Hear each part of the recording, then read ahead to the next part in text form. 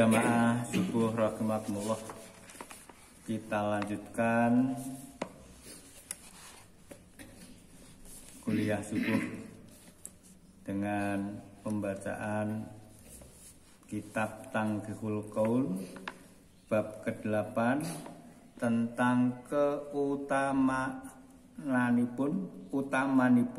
utamaan azan. Rasul Muhammad SAW bersabda,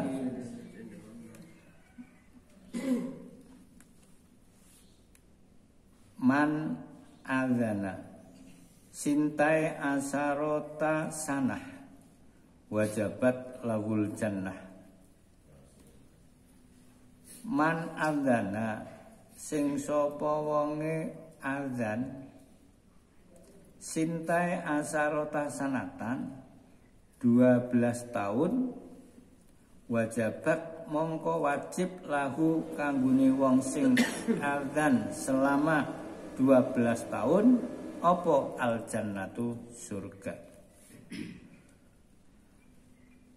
Wa qala aidon man adzana khamsa shalawatin, man sapa wonge azan khamsa shalawatin 5 waktu imanan dengan dasar iman, wahtisaban hanya mengharap ridho Allah, ikhlas semata-mata hanya karena Allah, ghufira mongko di ngapura lahu kanggone wong matakot dama min dzambihi, dosa-dosa yang telah lalu.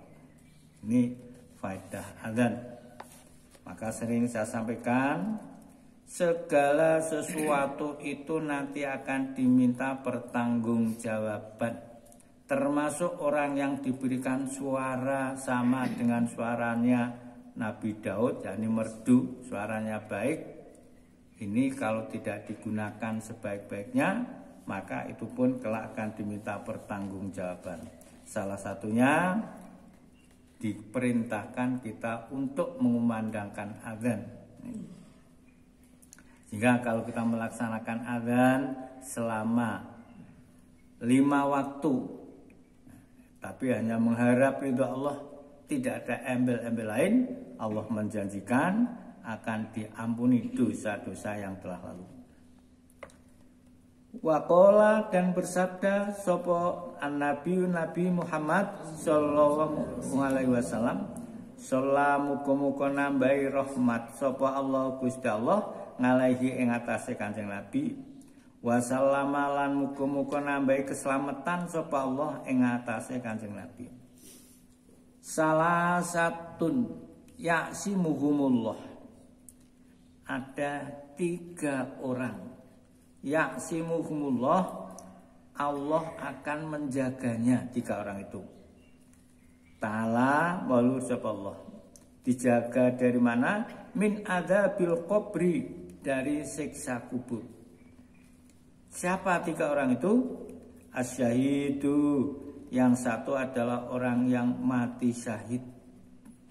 Mati syahid itu mati di jalan Allah, tidak hanya perang saja, mati dalam pertempuran saja, tapi orang yang berjihad di jalan Allah ini termasuk mati syahid. Sampai-sampai ada suatu hadis yang salah satunya mengatakan, orang yang membela diri, ada pencuri, kemudian membela diri, mempertahankan istrinya, karena yang akan dicuri istrinya misalnya, mempertahankan diri, hartanya, akhirnya ditusuk mati. Ini termasuk mati syahid. Nah, ini orang yang mati karena tenggelam, syahid. Maka syahid bukan hanya itu saja, perang saja. Yang kedua, al-mu'adzinu wal mu'adzinu, dan orang yang mengumandangkan azan, tugasnya azan. Ini kelak akan bukan tugas, tapi dia semata-mata mengharap ridha Allah. Azan itu tidak mengharap apa kecuali hanya mengharap ridha Allah. Nah, ini akan diselamatkan dari kubur. Kemudian yang ketiga adalah wal mutawaffa yaumal jumati walailatal jumati, dan orang yang meninggal dunia pada hari Jumat atau malam hari Jumat, ini besok akan diselamatkan dari kubur. Bahkan dalam hadis dikatakan ada 11 orang yang kelak akan diselamatkan dari kubur, yakni tidak mendapat siksa kubur. Salah satunya orang yang meninggal pada hari Jumat atau malam hari Jumat. Ini tentunya bagi orang yang mati husnul khotimah. Kalau orangnya itu katakanlah orang yang tidak menyembah kepada Allah, mati kok pasti dia tidak. Kemudian salah satunya lagi yang kedua, orang yang setiap malam membaca surat Al-Mulk. Tabarakalladzi biyadihil mulku wa huwa ala kulli syai'in qadir. Alladzi khalaqal mauta wal hayata liyabluwakum ayyukum ahsanu amala. Ini setiap malam membaca surat Al-Mulk, ini kelak juga akan diselamatkan dari ancaman siksa kubur. Kalau dalam hadis ini ada 3 orang yang akan dijaga oleh Allah Ta'ala dari siksa kubur. Yang pertama orang yang mati syahid, kedua orang muadzin yang selalu memandangkan azan karena Allah, yang ketiga orang yang mati pada hari Jumat atau malam hari Jumat. Ini kelak akan dijaga oleh Allah dari siksa kubur. Kalau yang 11 lain kali. Waqala sallallahu alaihi wasallam, waqala dan bersabda sapa Nabi Muhammad sallallahu alaihi wasallam, la ya'lamun nasu ma fin nida, apabila manusia itu tahu, mengerti apa yang ada di dalam azan, seruan azan, pemaham. Kemudian wasoful awali, upama paham menduduki sof awal, barisan yang awal. Tumma yajidu illa ayastahimu alai lastahammu. Jadi upama ngerti sof awal. Nah, ini paedai sof awal, paedai azan. Upama paham. Karena kebanyakan tidak paham, mesti jelas ke berkali-kali, yo ora paham. Ini sing penting kita itu ngaji. Urung paham, yo ngaji terus. Insya Allah orang kudu pinter sing sampaikan tahu itu. Sing penting ngaji, lama kelamaan nanti akan paham. Jadi nek ngerti awal, wis seperti ini saya sampaikan berkali-kali.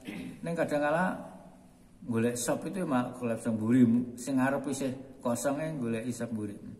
Kalau di pesantren atau kota santri itu berkali-kali saya sampaikan, mangkat ke masjid jam 3 malam.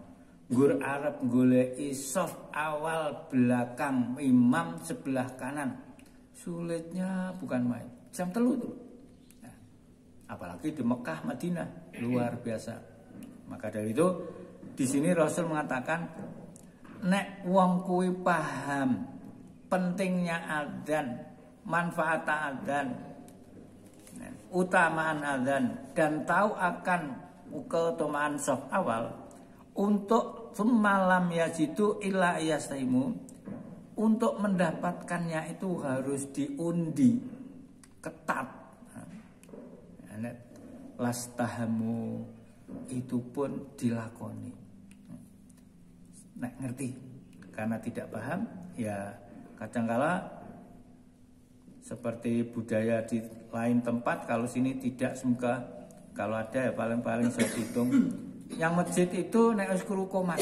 Kalau tempat-tempat lain, kalau sini kurang tahu. Sing iso memahami semuanya, kita yang mengikuti itu akan paham.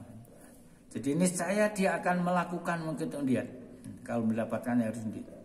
Walau ya'lamu fit tahjiri. Seandainya mereka tahu apa yang dalam ada bersegera fit tahjiri. Jadi gampangnya tahu apa yang adzan tadi, apa yang kemudian harus dundi melaksanakan itu. Dan apabila dia tahu dalam apa yang ada dalam bersegera, ini lastabaku ilahi, dia pasti akan bersegera mendatanginya. Nah, maksudnya upomo enek adzan golek sop awal ini galu kudu rebutan seperti yang saya sampaikan di kota santri tadi. Fastabaku nganti rebutan segera atau istilahnya ya nek ora cepet ora entuk. Lastabaku ilahi, dia pun tetap akan berusaha segera gitulah. Akan berusaha berlomba.